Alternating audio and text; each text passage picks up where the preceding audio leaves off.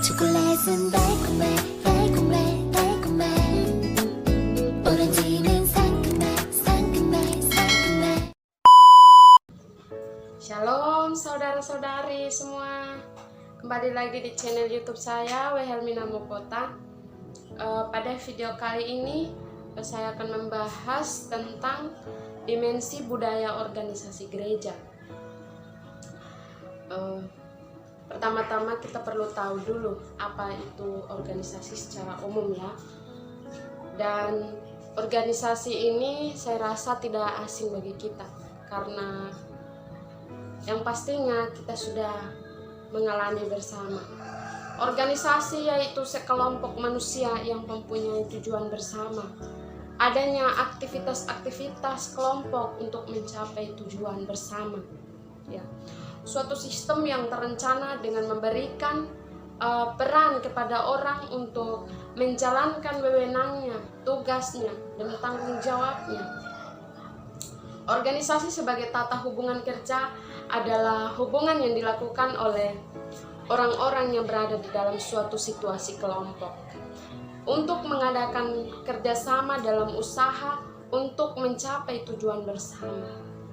Yang dimaksud dengan situasi kelompok yang tadi saya bilang di atas itu suatu kelompok yang anggota-anggotanya dapat mengadakan interaksi dalam waktu yang sama sehingga terjadi suatu hubungan yang sangat erat.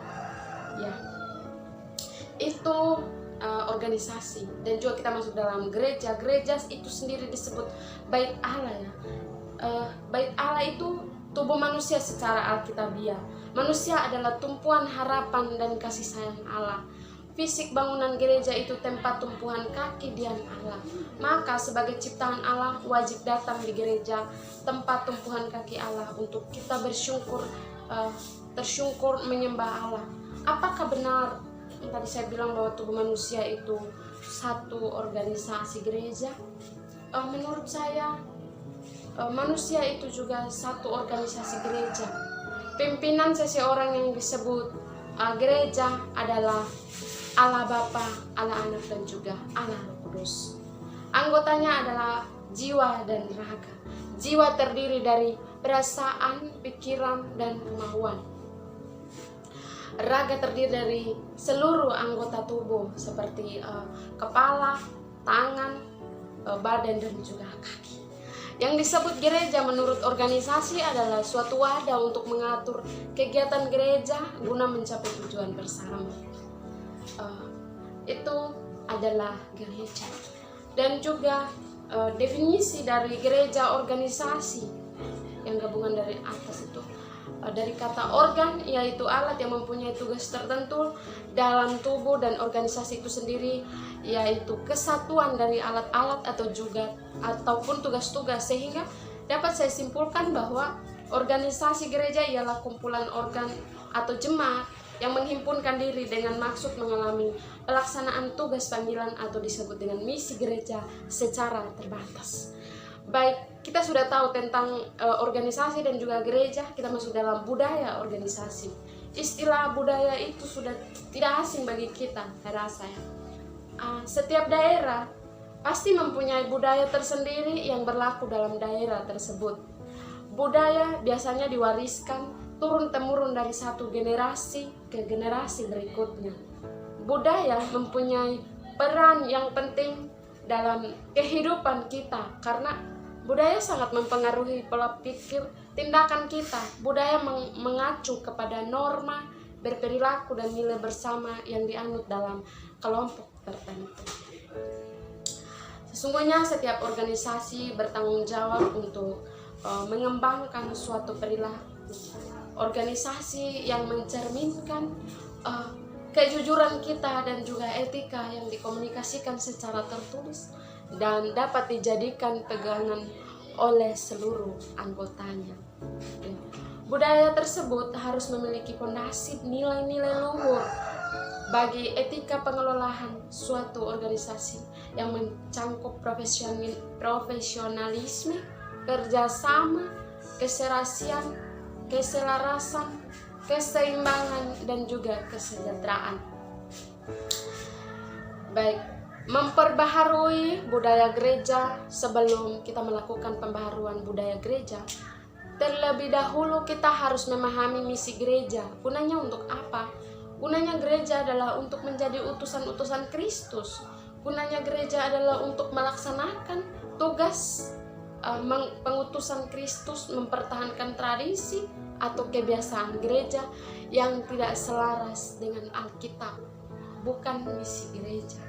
Alkitab, Perjanjian Lama dan Perjanjian Baru adalah firman sebagai dasar dan norma satu-satunya bagi kehidupan gereja. Karena itu segala sesuatu termasuk budaya, tradisi, dan kebiasaan harus dapat dipertanggungjawabkan secara alkitabiah. Tugas kita juga adalah untuk menguji apakah kebudayaan itu sesuai dengan kebenaran firman Tuhan. Nah, ini sudah menjadi tanggung jawab kita. Kita harus dapat memilih mana yang dapat dipertahankan dan mana yang dapat diperbaharui dan mana yang harus dapat kita singkirkan. Ya, kita memperbaharui budaya dalam terang firman Tuhan. Yesus Kristus adalah kepala gereja yang mendirikan gereja dan yang memanggil gereja untuk hidup dalam iman dan visinya atau misinya. Kristus adalah kepala gereja yang mengawasi, mengarahkan, menginstruksikan, memimpin, memotivasi, dan menjaga agar tubuh berfungsi sesuai dengan kehendaknya. Kristuslah yang menentukan segala sesuatu yang berada dalam tubuh sebagai pemimpin yang melayani dengan meneladan kepada Kristus.